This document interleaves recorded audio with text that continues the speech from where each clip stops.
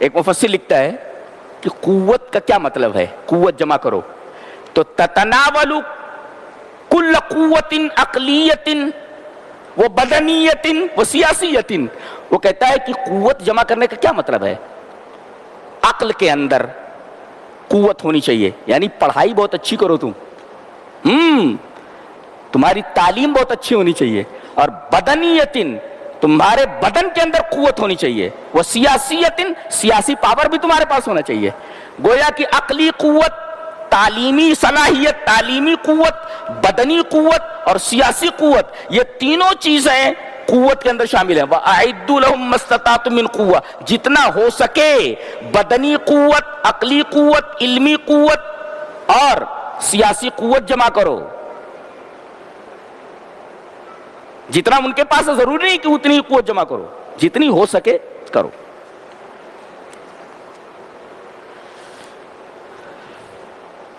اس کے بعد کہا جا رہا ہے کہ اگر پکا مومن بننا ہے تو دو چیز کرنا ہوگا، یا تو انصار بن جاؤ یا مہاجر بن جاؤ. اللہ نے فرمایا والذین آمنوا وہاجروا وجاہدوا فی سبیل اللہ والذین آووا ونصروا اولئک هم المؤمنون حقا. پکے مومن کون؟ اولئک هم المؤمنون حقا. کون یہ پکے اور حقیقی مسلمان؟ کون؟ والذین آمنوا وہاجروا، ایمان لانے کے بعد جنہوں نے ہجرت کی، مہاجر. والذین آووا ونصروا، اور جن لوگوں نے مہاجرین کو ٹھکانہ دیا. اب لٹے لٹائے مدینہ میں آئے، لوگوں نے کتنی قربانیاں دی ہیں آپ کو اچھی طرح معلوم ہے. تو اگر پکے مومن بننا ہے، پکا مومن بننا ہے تو انصار کے منہج پر چلو، اور اگر پکا مومن بننا ہے تو انصار کے منہج پر اگر نہیں چل سکتے ہو تو مہاجرین کے منہج پر چلو. جی اس کے بعد سورہ توبہ ہے. اس میں پہلا سوال یہ ہے کہ اس پر بسم اللہ نہیں ہے. تمام سورتوں کے شروع میں بسم اللہ ہے. قرآن حکیم میں صرف یہی ایک سورہ، واحد سورہ یہ ہے جس کے شروع میں بسم اللہ نہیں لکھی. یہ دیکھو یہاں لکھی نہیں، اب نہیں ہے، بسم اللہ نہیں ہے. کیا وجہ ہے؟ قال علی بن ابی طالب رضی اللہ تعالیٰ عنہ، حضرت علی ابن ابی طالب کہتے ہیں، حضرت علی آپ کے داماد محترم کیا فرماتے ہیں؟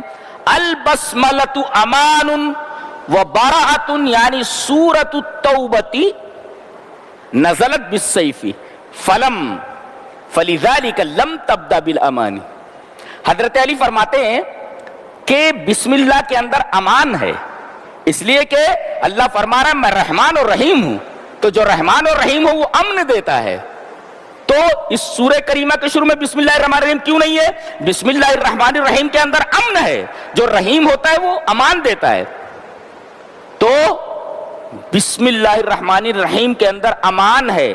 اور یہ سورت تلوار کے ساتھ نازل ہوئی ہے کہ جن لوگوں نے عہد شکنی کی ہے ان کو ختم کر دو، تلوار کے ساتھ نازل ہوئی ہے. اب ظاہر ہے کہ یہاں امان کا کوئی موقع ہی نہیں ہے، لہذا اللہ تبارک و تعالیٰ نے اس سورہ کریمہ کے شروع میں بسم اللہ نازل نہیں فرمایا، اس لیے کہ یہ سورت تلوار کے ساتھ نازل ہوئی ہے. فلم تبدا فلذلک لم تبدا بالامان، اسی وجہ سے یہ امان کے ساتھ شروع نہیں کی گئی، اس لیے کہ بسم اللہ الرحمن الرحیم میں امان ہے.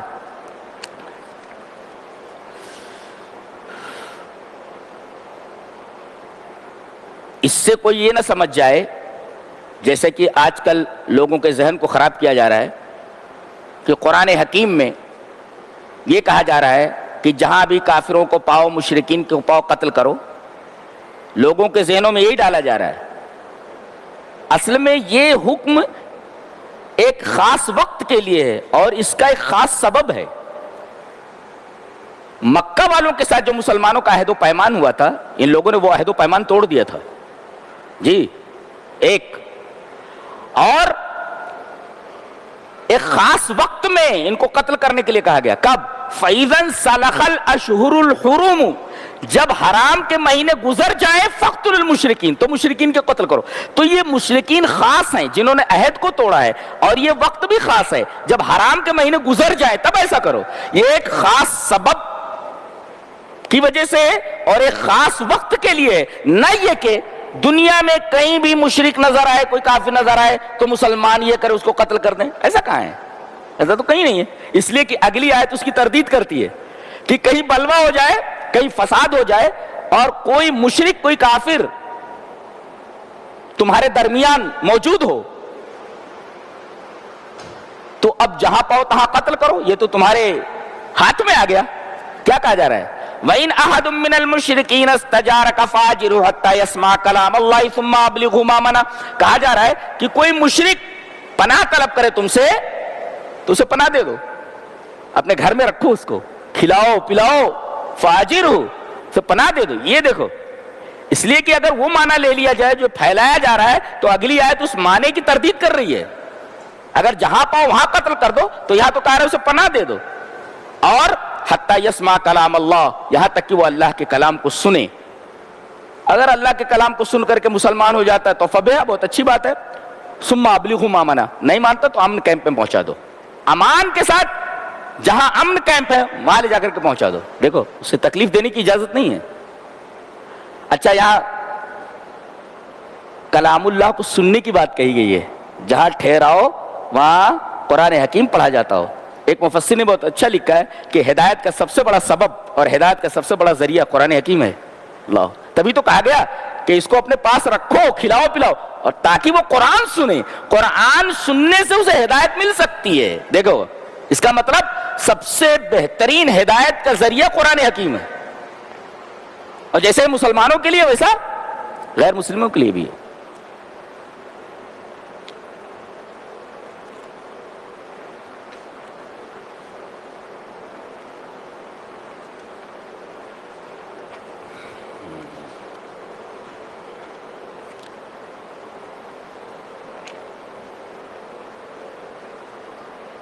اس کے بعد یہ فرمایا جا رہا ہے کہ 8 چیزیں ایسی ہیں جن سے انسان فطری طور پر محبت کرتا ہے، اور یہ 8 چیزیں جائز ہیں، استعمال کر سکتا ہے۔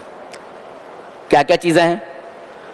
قُلْ إِنْ كَانَ آبَاؤُكُمْ وَأَبْنَاؤُكُمْ وَإِخْوَانُكُمْ وَأَزْوَاجُكُمْ وَعَشِيرَتُكُمْ وَأَمْوَالٌ اقْتَرَفْتُمُوهَا وَتِجَارَةٌ تَخْشَوْنَ كَسَادَهَا وَمَسَاكِنُ تَرْضَوْنَهَا أَحَبَّ إِلَيْكُم مِّنَ اللَّهِ وَرَسُولِهِ وَجِهَادٍ فِي سَبِيلِهِ فَتَرَبَّصُوا حَتَّى يَأْتِيَ اللَّهُ بِأَمْرِهِ۔ کتنی چیزیں بیان کی گئی ہیں؟ 8 چیزیں ہیں اس آیت کریمہ میں۔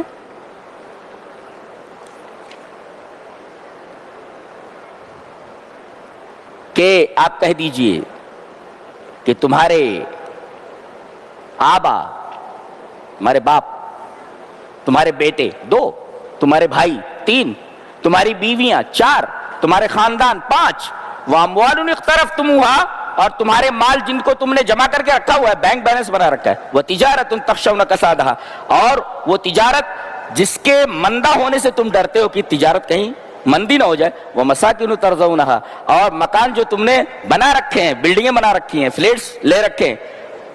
اگر یہ ساری چیزیں جو 8 چیزیں ہیں جن کو عام طور پہ انسان بہت پسند کرتا، احب الیکم من اللہ ورسولہ، اگر یہ اللہ اور اس کے رسول سے زیادہ محبوب ہو جائیں تو انتظار کرو کہ اللہ کا عذاب تمہارے اوپر آ جائے۔ گویا یہ 8 چیزیں ہیں اور سب کی سب جائز ہیں، مگر اگر یہ 8 چیزیں بعد عن اللہ، اللہ تبارک و تعالی سے دوری کا سبب بن جائیں تو پھر عذاب کا انتظار کرو۔ گویا ان کی محبت مغلوب ہونی چاہیے، غالب نہیں۔ غالب صرف اللہ اور اس کے رسول کی محبت ہوگی۔ یہ دیکھیے،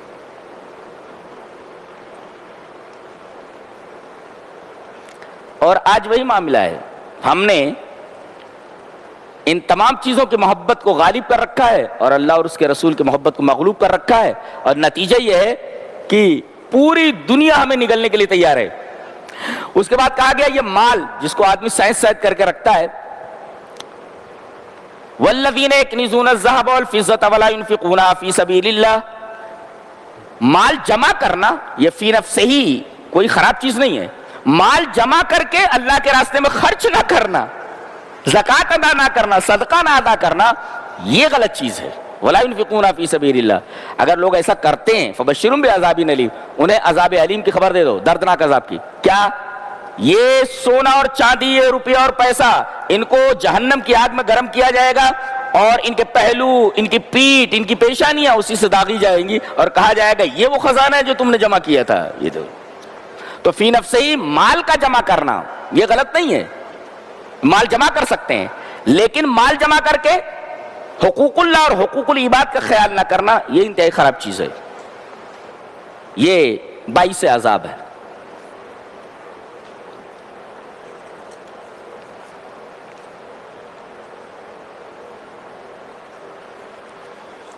اس کے بعد فرمایا گیا کہ زکوٰۃ کے 8 مد ہیں، 8 ہی ہیں۔ فرمایا گیا فقراء، مساکین، زکوٰۃ پر کام کرنے والے، نئے جو نو مسلم ہیں، وہ کوئی قیدی ہے اور قرض دار ہے اور اللہ کے راستے میں دینا ہے جہاد میں، وابن السبیل اور مسافر، ان 8 چیزوں کے علاوہ کہیں آپ زکوٰۃ کا مال نہیں خرچ کر سکتے، اور ان کو مال دیجئے، اپنی طرف سے آپ کوئی مخصوص چیز اسے نہیں دے سکتے، بلکہ مال دیجئے، اس مال سے وہ جو چاہے خریدے۔ ایک مسئلہ آیا تھا کہ کچھ لوگ کئی لاکھ روپے جمع کر کے بہت سارے لوگوں کو گیہوں، چاول وغیرہ دینا چاہتے ہیں زکوٰۃ کے پیسے سے۔ میں نے کہا درست نہیں ہے یہ، اس لیے کہ آپ نے اپنی طرف سے ایک چیز متعین کر دی ہے، یہ متعین چیز آپ دے رہے ہیں، اسے مال دیجئے تاکہ اس مال سے جو چاہے خریدے، آپ اپنی مرضی سے کوئی چیز نہیں دے سکتے اس کو۔ ایک چیز یہ، ایک سوال اور آیا تھا کہ کیا زکوٰۃ کے مال سے قبرستان کی دیوار بنائی جا سکتی ہے؟ نہیں، اس لیے کہ 8 مد میں سے یہ نہیں، وہ یہ 8 مد بیان کیے گئے، وہ 8 مد دیکھ لیجئے آپ۔ فقراء، جن کے پاس کچھ نہ ہو، الفقیر الذی لا مال لہ، جس کے پاس کوئی مال نہ ہو، اور مسکین کہ مال تو ہو مگر اور کمائی کا ذریعہ بھی ہو، مگر اتنی کمائی نہ ہو جس سے اس کے اور اس کے بچوں کا پیٹ بھر سکے اور باقاعدہ طور پر کفالت ہو سکے، تو مسکین ہے۔ 2 فقراء، فقیر مسکین، والعاملین، زکوٰۃ پر جو لوگ کام کرنے والے ہیں وہ۔ تیسرے نو مسلم، مؤلفۃ قلوبہم۔ چوتھے گردن پھنسی ہوئی کسی کی، جیل میں ہے، قید میں ہے۔ والغارمین، قرض دار ہے تو قرض دار کو بھی زکوٰۃ کے پیسے سے دے دو۔ وہ فی سبیل اللہ، جہاد کے سلسلے میں آپ دیجیے۔ وہ ابن السبیل، کوئی مسافر آ گیا تو۔ یہ 8 جو مصارف ہے، ان 8 کے علاوہ کوئی بھی مصرف درست نہیں ہے۔ بہت سارے غلط مصارف میں ہم زکوٰۃ کا مال دے رہے ہیں، یہ صحیح نہیں ہے۔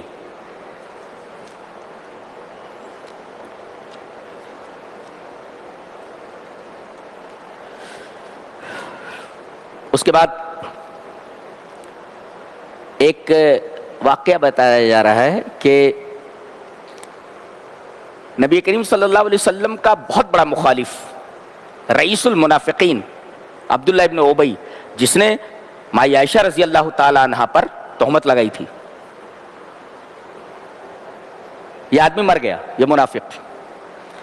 تو اس کا جو بیٹا تھا، اس کے جو بیٹے تھے حضرت عبداللہ، وہ تو صحابی تھے، وہ آئے اور کہا کہ اللہ کے رسول ایک درخواست ہے۔ کہا کہ کیا؟ کہا کہ اپنا کرتا مبارک دے دیجئے جو آپ کے بدن سے ٹچ ہوا ہو۔ کہا کہ کیا کرو گے؟ کہا کہ اپنے باپ کو، عبداللہ ابن ابی کو، میں اسی میں کفن دوں گا۔ اللہ کے رسول صلی اللہ علیہ وسلم نے اپنا کرتا دے دیا۔ جانتے ہیں کیوں؟ ایک احسان بھی تھا۔ یہ جب بدر کے قیدی پکڑ کر کے لائے گئے تھے تو ان میں آپ کے چچا عباس بھی پکڑ کر لے آئے گئے تھے، وہ بھی لڑنے کے لیے آئے تھے، پکڑ کر لائے گئے تھے۔ اب ڈیل ڈور ان کا ایسا تھا کہ سب کو کپڑے دیے گئے، قیدیوں کو کھانا بھی دیا جاتا تھا اور کپڑے بھی دیے گئے۔ اس کے بدن پر کوئی کپڑا سوٹ نہیں کر رہا تھا، اس لیے کہ کافی لمبا چوڑا تھا۔ تو عباس رضی اللہ تعالی عنہ جو بعد میں ایمان لائے، ان کو ایک صاحب نے لا کر کے کرتا دیا، اور کرتا دینے والا یہی تھا منافق عبداللہ ابن ابی، نام کے لیے دیا ہوگا، اور یہ بھی کافی ڈیل ڈول والا تھا۔ تو اس کا جو کرتا تھا وہ حضرت عباس رضی اللہ تعالیٰ عنہ کو فٹ آ گیا۔ یہ بات نبی کو یاد تھی، تو احسان چکا دیا آپ نے، کہا کہ لے جاؤ۔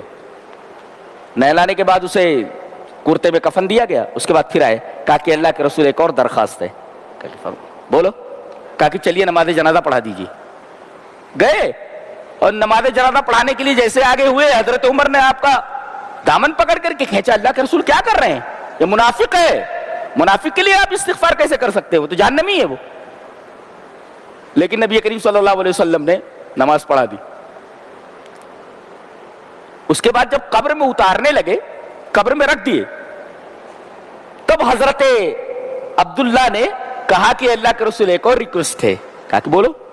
کہا کہ میں چاہتا ہوں کہ آپ میرے باپ کے منہ میں اپنا لعاب دہن ڈال دیں، تاکہ دنیا سے جاتے جاتے قبر میں اس کے منہ میں آپ کا لعاب دہن ہو۔ تو نبی کریم صلی اللہ علیہ وسلم نے اس کو قبر میں سے نکلوایا اور اپنے زانوں پر اس کا سر رکھ کر کے اپنا لعاب دہن اس کے منہ کے اندر ڈالا اور پھر اس کو دفن کیا گیا۔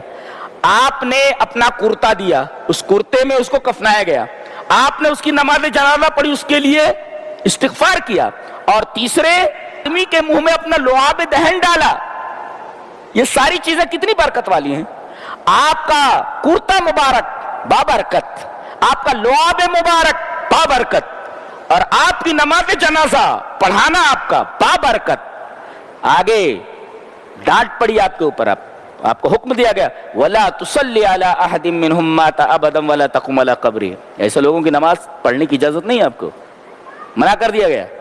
پتہ یہ چلا کہ آدمی کے پاس اگر ایمان نہ ہو اور عمل نہ ہو تو نبی کریم صلی اللہ علیہ وسلم کا کرتا، نبی کریم صلی اللہ علیہ وسلم کی نماز جنازہ پڑھانا اور نبی کریم صلی اللہ علیہ وسلم کا لعاب دہن بھی منہ میں ڈال دیا جائے، تب بھی وہ کافر ہی ہے، وہ جہنمی ہی ہے۔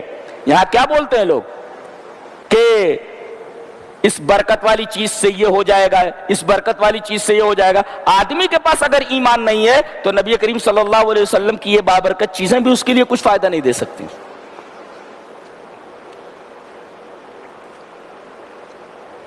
اس کے بعد ایک اور واقعہ بیان کیا جا رہا ہے کہ جنگ تبوک میں تقریباً 30,000 کا لشکر جانے کے لیے تیار ہوا،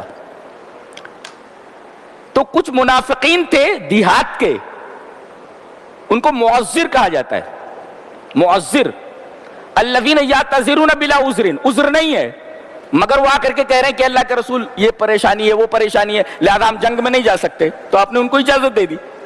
لیکن کچھ لوگ جو دیہات سے آئے تھے، سچ مچ ان کے پاس عذر تھا۔ کیا عذر تھا؟ ان کے پاس سواریاں نہیں تھی، بیان کیا گیا سواریاں نہیں تھی۔ وَلَا عَلَى الَّذِينَ إِذَا مَا أَتَوْكَ لِتَحْمِلَهُمْ قُلْتَ لَا أَجِدُ مَا أَحْمِلُكُمْ عَلَيْهِ۔ انہوں نے کہا کہ اللہ کے رسول ہم جنگ میں جانا چاہتے ہیں لیکن ہمارے پاس سواری نہیں ہے اور سفر بہت لمبا ہے۔ اللہ کے رسول نے فرمایا لا اجد ما احملکم علیہ، میرے پاس تمہیں دینے کے لیے، سواری کے لیے میرے پاس کچھ بھی نہیں ہے۔ کہتے ہیں کہ نبی جو ہوتا ہے وہ مختار کل ہوتا ہے۔ یہاں دیکھیں جنگ میں جانا چاہ رہے ہیں وہ لوگ، لیکن نبی کریم صلی اللہ علیہ وسلم انہیں سواری نہیں مہیا کر پا رہے ہیں، کہتے ہیں مختار کل ہے، جو چاہے دے دے۔ یہاں نبی کریم صلی اللہ علیہ وسلم نے ڈائریکٹ فرما دیا لا اجد ما احملکم علیہ، میرے پاس تمہیں سواری میں دینے کے لیے کچھ نہیں ہے۔ اتنے میں 6 سواریاں آ گئیں، یہ رونے لگے، یہ وَآئِنُهُمْ تَفِيضُ مِنَ الدَّمِ۔ بلاغت دیکھیے کہ اللہ تبارک و تعالی نے ان کی آنکھوں کو تذکرہ نہیں کیا، بلکہ آنکھوں کے لیے بلاغت یہ فرمائی کہ آنکھیں ہی آنسو بن گئی ہیں۔ یہ عجیب و غریب بلاغت ہے۔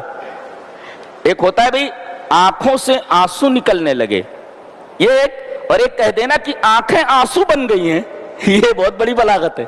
یعنی انہوں نے اپنے اخلاص کی انتہا کر دی تو اللہ تبارک و تعالی نے کہا کہ ان کی آنکھیں آنکھیں نہیں ہیں، ان کی آنکھیں ہی آنسو بن گئی ہیں۔ ایک شاعرہ ہے، اس نے کہا ہے کہ وہ اشک بن کے میری چشم تر میں رہتا ہے، اشک مانے آنسو، وہ اشک بن کے میری چشم تر میں رہتا ہے، عجیب شخص ہے پانی کے گھر میں رہتا ہے۔ کہا گیا کہ وہ آنسو نہیں ہے، وہ میرا محبوب ہے۔ دیکھیں یہاں آنسو کو محبوب سے تشبیہ دی گئی ہے کہ میرا محبوب آنسو کی طرح ہے اور وہ میری آنکھوں میں رہتا ہے آنسو بن کر کے۔ عجیب شخص ہے میرا محبوب جو پانی کے گھر میں رہ رہا ہے، یہ آنکھ پانی کا گھر ہے، تو وہ اشک بن کے میری چشم تر میں رہتا ہے، عجیب شخص ہے پانی کے گھر میں رہتا ہے، تو محبوب کو اشک قرار دیا گیا۔ یہاں اللہ تبارک و تعالی نے اخلاص پیش کرنے والے آراب کے بارے میں فرمایا ان کی آنکھیں آنکھیں نہیں بلکہ آنکھیں ان کی آنسو ہیں. یہ اخلاص. اتنے میں 6 سواریاں آ گئیں, کچھ لوگوں کو دے دی گئیں, اور حضرت عثمان غنی آئے, آپ کے داماد محترم, اس سے پہلے بہت کچھ دے چکے تھے. کہا کہ اللہ کے رسول کیا پریشانی ہے؟ کہا کہ کچھ سواریوں کا اللہ کے رسول 3 اونٹنیاں اور دیتا ہوں میں. اللہ اکبر. یہ حضرت عثمان غنی رضی اللہ تعالیٰ عنہ. ایک مفسر لکھتا ہے کہ کوئی آدمی کوئی نیک عمل کسی عذر کی وجہ سے نہ کر سکے تو نیت کر لے کہ اگر اللہ مجھے قدرت دے گا تو میں یہ کام ضرور کروں گا, اور اللہ نے مجھے یہ قدرت دی ہوتی تو میں یہ کام ضرور کرتا. تو اپنی اس نیت کی برکت سے وہ محروم نہیں ہوگا. کتنے لوگ ہیں جو کسی عذر کی وجہ سے روزہ نہیں رہ پا رہے ہیں, تکلیف ہے انہیں, اور حقیقی تکلیف ہے, تو کسی عذر کی وجہ سے وہ نیک کام نہیں کر پا رہے ہیں, لیکن نیت یہ ہے کہ اللہ تبارک و تعالیٰ نے اگر اس بیماری میں مجھے مبتلا نہ کیا ہوتا تو میں روزہ ضرور رکھتا, یا قدرت دے گا تو میں ضرور رکھوں گا, تو یہ نیک کام ضرور کروں گا. تو کم سے کم آدمی کسی عذر کی بنا پر کوئی نیک عمل نہ کر سکے تو نیت کر لے, نیت کی وجہ سے وہ اس نیک عمل کی برکت سے محروم نہیں رہے گا. اس لیے کہ اللہ کے رسول صلی اللہ علیہ وسلم نے ارشاد فرمایا انما الاعمال بالنیات, عملوں کا دار و مدار نیت پر ہے. اگر نیت آپ کی صحیح نہیں ہے تو آپ کا عمل صحیح نہیں ہے. تو آپ نیت کر لیجئے, کوئی عمل نہ کر سکے تو کم سے کم کرنے کی نیت تو کر لیجئے. اللہ تبارک و تعالیٰ نیتوں کو بھی دیکھتا ہے اور نیتوں کے اوپر بھی ثواب عطا کرتا ہے. یہ رہا 10ویں پارے کا خلاصہ. اللہ ہمیں نیک عمل اور اچھی سمجھ کی توفیق عطا فرمائے. وآخر دعوانا